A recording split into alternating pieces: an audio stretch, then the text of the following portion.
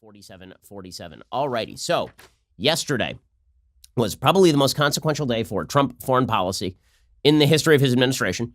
It's not close, actually. I won't say probably. It is clearly the most consequential day for Trump's foreign policy in the history of his administration.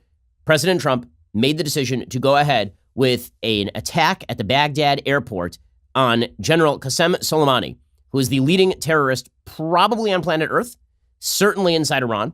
He also happened to be the leader of the Iranian military. He was the head of Iran's elite Quds Force, which was sort of the terrorist wing of the Iranian Revolutionary Guard. He was widely considered the number 2 in Iran after Ayatollah Ali Khamenei. He was responsible for the deaths of hundreds of Americans in Iraq. He was really leading the Iranian terror against American troops during the Iraq War. He was responsible for, by State Department estimates, 17% of all Americans killed in Iraq. He was responsible for the arming of Hezbollah in Lebanon with tens of thousands of rockets, which is a situation that will cascade into war sometime in the next 3 to 4 years. That is all his work. He is responsible for the war in Yemen. He has armed the Houthis in Yemen and led to their rebellion against a Saudi-sponsored regime in Yemen. He's responsible for the building of Islamic Jihad in the Gaza Strip, which is the terror group that is responsible for firing rockets. He's responsible probably for the Bashar al-Assad regime still running Syria. It was Iranian coordination with the Bashar al-Assad regime that allowed the Assad regime to stand. He's responsible for the attacks on the American embassy that happened over the last week. He's been responsible for terror attacks abroad, like a bevy of them. This was one of the worst people on planet Earth. He was a vicious terrorist who was extremely effective at what he did. Commentators have been describing him as something in Iran. The situation at the top of the Iranian government is somewhat top heavy, meaning that there are a few very key players who hold a wide portfolio. Soleimani was maybe the most indispensable man in Iran. People have been comparing his death to, like, let's say that there were a coordinated strike against the United States in which the defense secretary, head of the CIA, and head of the FBI were killed simultaneously, and maybe the VP, because Soleimani was widely considered a possible heir apparent to Ali Khamenei should Khamenei have died or something. And now he is in 1,000 pieces. According to the Associated Press, the United States killed Iran's top general and the architect of Tehran's proxy wars in the Middle East in an airstrike at Baghdad's international airport early on Friday, an attack that threatens to dramatically ratchet up tensions in the region. Now, there are 3 different responses that we've been seeing to Soleimani's death. Response number 1 is just bat bleep lunacy. Okay, response number 1 is that we are sad he's dead, that the United States did something wrong in killing Khamenei. In killing Soleimani, rather. That's absolute insanity. This is one of the worst people on the planet. The world is much better off with him not breathing the same air as the rest of us. This is a person who richly deserved to die. He'd been in American crosshairs at least a couple of times back in 2007. He was in America's crosshairs. He was also in America's crosshairs back in, I believe, 2014, or he was in Israeli crosshairs back in 2014, 2015, and the Obama administration basically told the Israelis not to kill him. So he has been under the gun several times. He's not been taken out, obviously, until yesterday. At that point, he was taken out. Did he deserve to die? You bet your ass he deserved to die. Just for the killing of American soldiers, he deserved to die. For the spread of Iran's terrorism around the world. So response number 1, which you're seeing from people like Rose McGowan, the actress, is just insanity. The idea that the United States did something morally wrong in taking out one of the leading terrorists on planet Earth, probably the leading terrorist on planet Earth. Rose McGowan, who is a crazy person, tweeted out, "Dear Iran, the USA has disrespected your country, your flag, your people.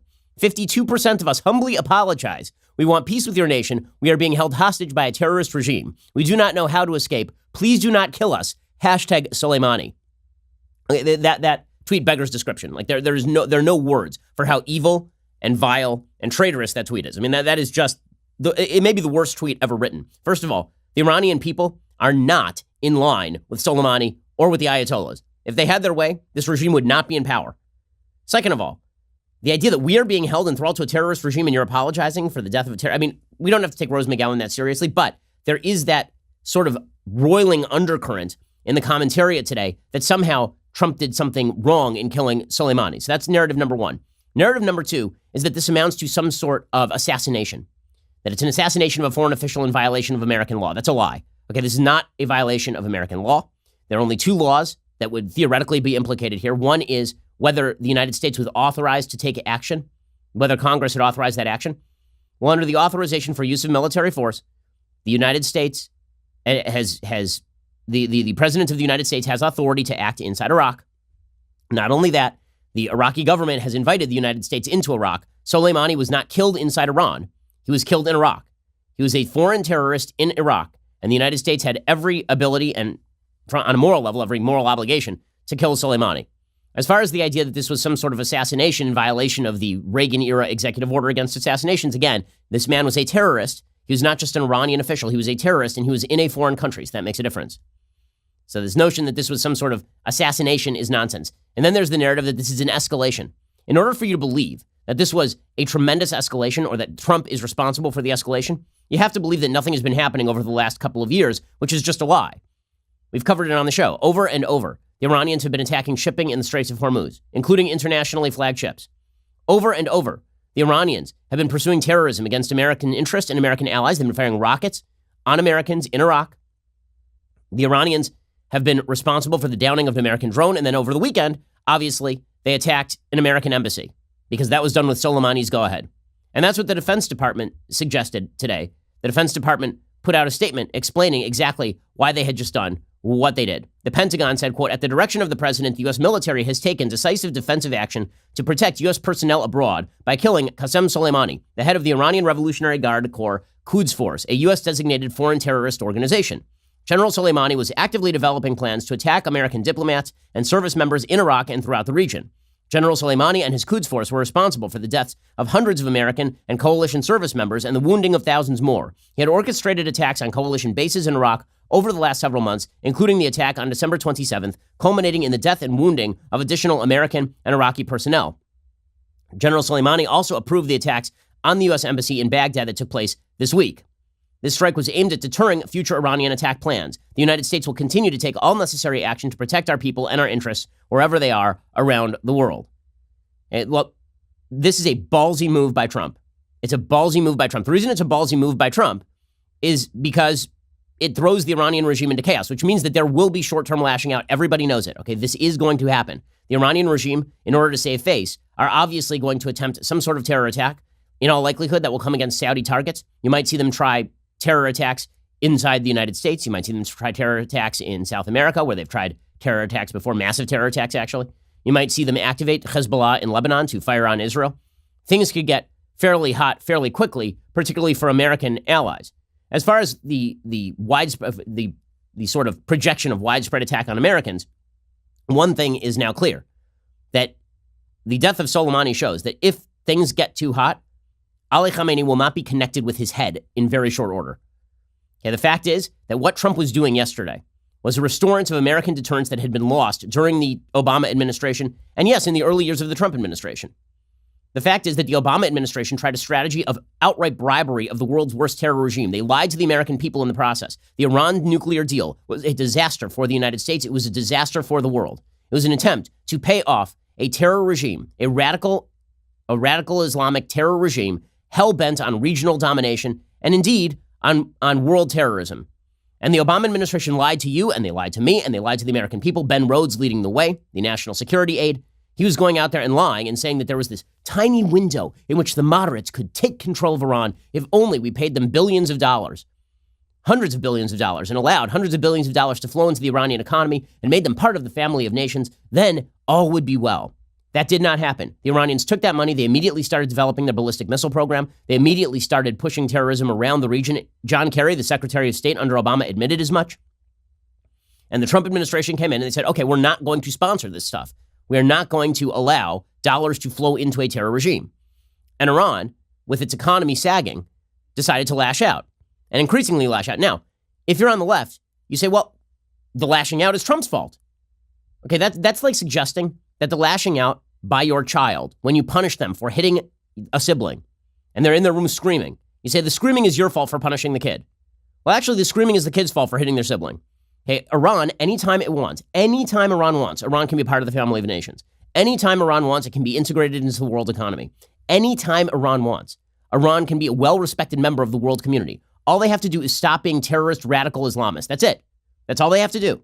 But they're not going to do that because they are running a repressive, oppressive terror regime in Tehran. And the fact that the Trump administration acknowledged that reality and the Obama administration sought to back massage the mullahs was the initiating event that led to all of this.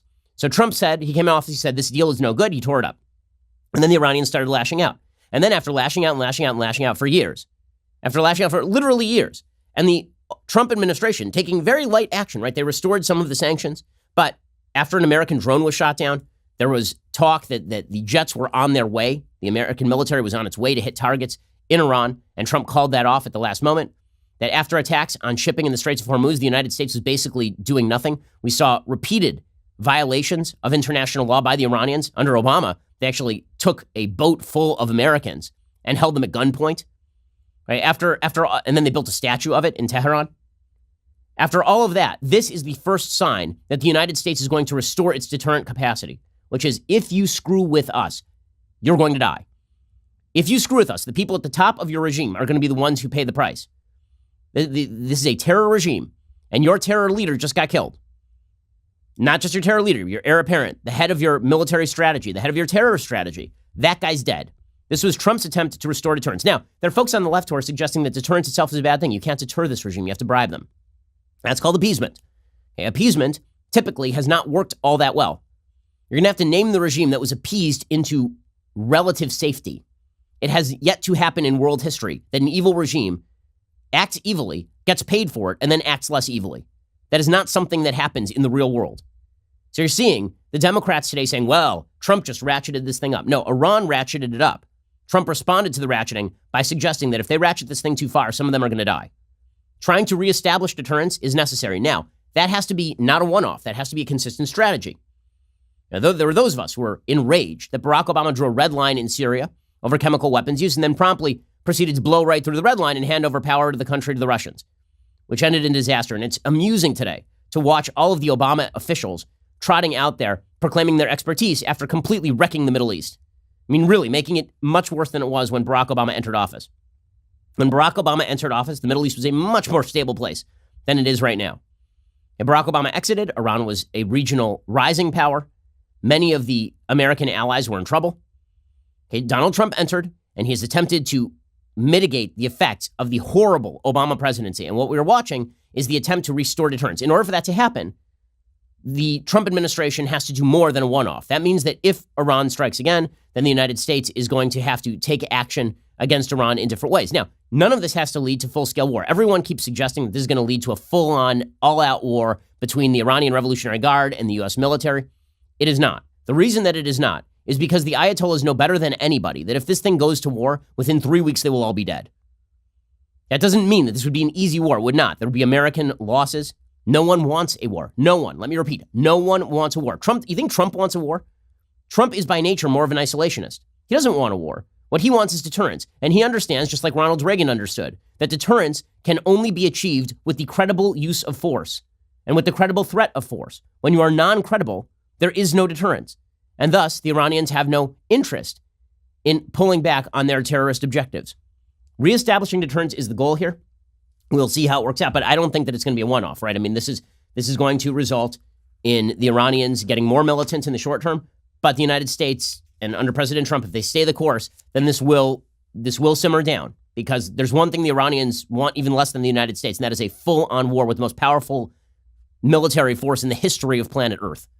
Okay, we'll get to more of this in just 1 second. We'll get to the Democratic response, which has been predictably awful. We'll get to all of that in just a moment. Listen, being nervous about what comes next, perfectly understandable. Suggesting that this is quote-unquote Trump's fault and that what comes next is quote-unquote on Trump, or that the escalation is on Trump, or that this is an assassination, that something morally wrong was done, that's just a bunch of horse crap.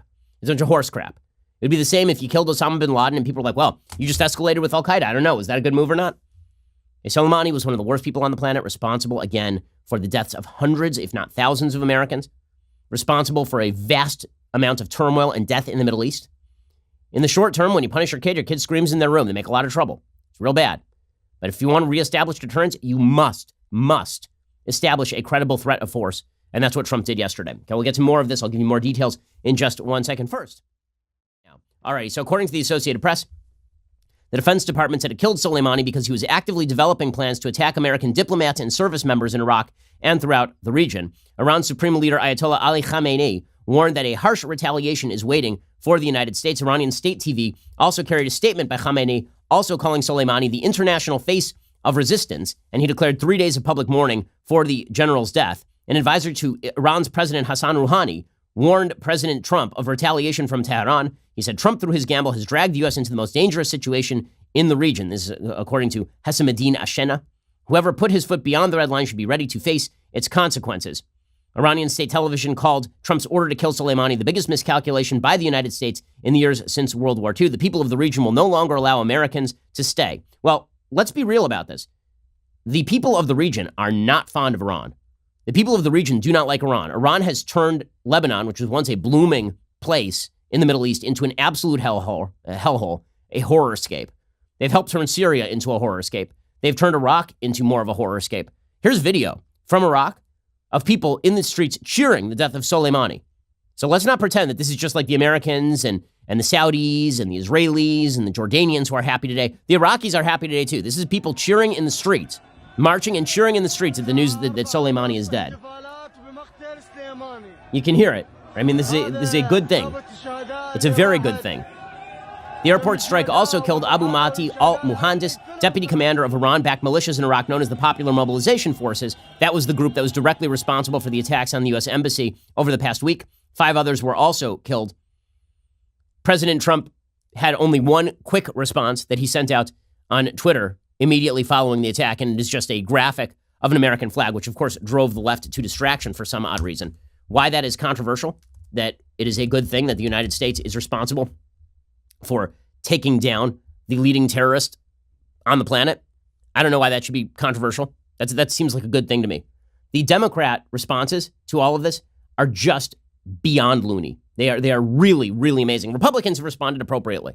A bunch of senators responded.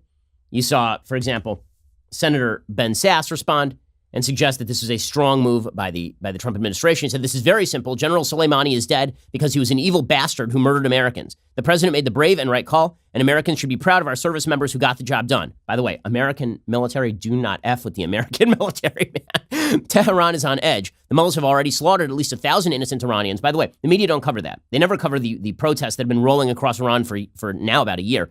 And before they lash out further, they should know that the U.S. military can bring any and all of these IRGC butchers to their knees. Ben Sass hitting the nail on the head right there. Meanwhile, the Democratic leaders are responding in the worst possible way. Of course, Nancy Pelosi tweeted out, American leaders' highest priority is to protect American lives and interests, but we cannot put the lives of American service members, diplomats, and others further at risk by engaging in provocative and disproportionate actions. So it's disproportionate to kill the leader of a terror group. Disproportionate to kill terrorists?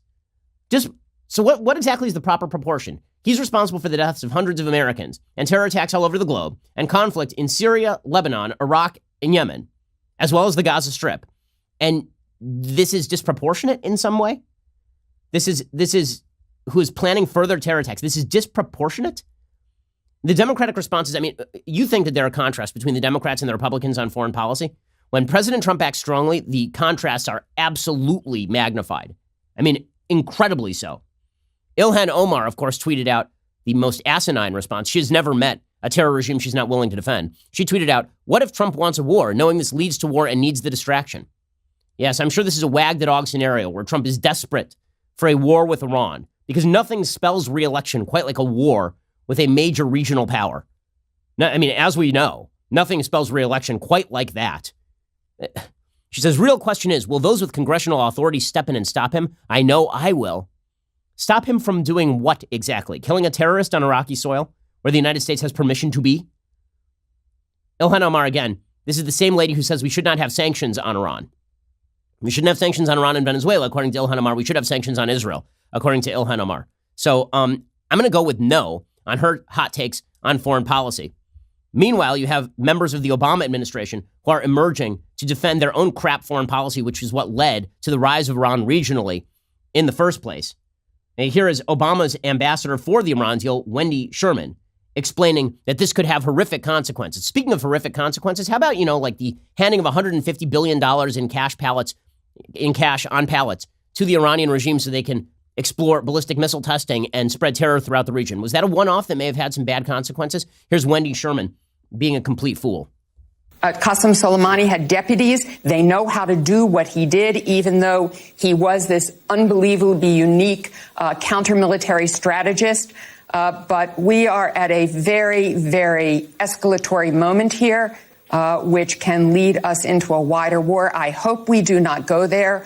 I pray with all of my heart that the Trump administration has a plan and a strategy, but all I've seen to date in their Iran policy is one-off actions, and this one-off action can have unbelievably horrific consequences. Really? So handing the Iranians billions of dollars, billions, and opening their economy, that doesn't have any horrific actions except for all of the horrific actions that have happened for the past several years. Killing the terror leader, that's what's going to have the horrific actions. Now, listen, in the short term, will the Iranians respond? Yes, they have to, right? I mean, they have to lash out because they have to demonstrate that the regime hasn't been crippled by Soleimani's death. And it is true that the United States, as I've already said, must have contingency strategies here. Like, what happens if the Iranians attack a U.S. base? The reason, by the way, they're not going to attack an actual hard American target is because at that point, things get real hot for the Iranians and that regime is in serious trouble, right? If they pursue a 9/11 style attack on U.S. soil, that's when bleep gets real. If they attack a U.S. base in the Middle East, the United States will bring all of its power to bear and mash whatever force is attacking them wherever that attack is occurring. Okay, but listening to people like Ben Rhodes lecture us all on American foreign policy is really sickening. We'll get to more of that in just 1 second first. So Ben Rhodes, who's the architect of the Iran nuclear deal and a vast liar, a huge liar to the American people, he tweeted out, Congress has to assert itself and determine exactly what our Iran policy is. Did we mean to do this? Do we have any plan for what comes next? What is the legal basis for all this? This is a guy who pursued an Iran policy without congressional approval and then did not submit it to Congress as a treaty because he knew it would not get through. It's amazing to watch the Obama administration, which botched the Iran situation worse than any administration since Jimmy Carter, running out there to proclaim that they now have the knowledge and the expertise to handle this thing. You got Ben Rhodes tweeting, does anyone think Donald Trump is equipped to handle a complex, enduring international crisis that could play out in many countries and demand expertise, rigorous process, and judicious decision-making? Oh, is that what that was? When you guys, launched a war in Libya without any sort of background and then proceeded to let the entire place fall into terrorist ruin, and you allowed the embassy in Benghazi to be overrun, when you allowed a bunch of American allied regimes to fall in the so-called Arab Spring, necessitating the rise of el-Sisi in Egypt in order to stop the Muslim Brotherhood from taking over one of the most populous Muslim countries on planet Earth.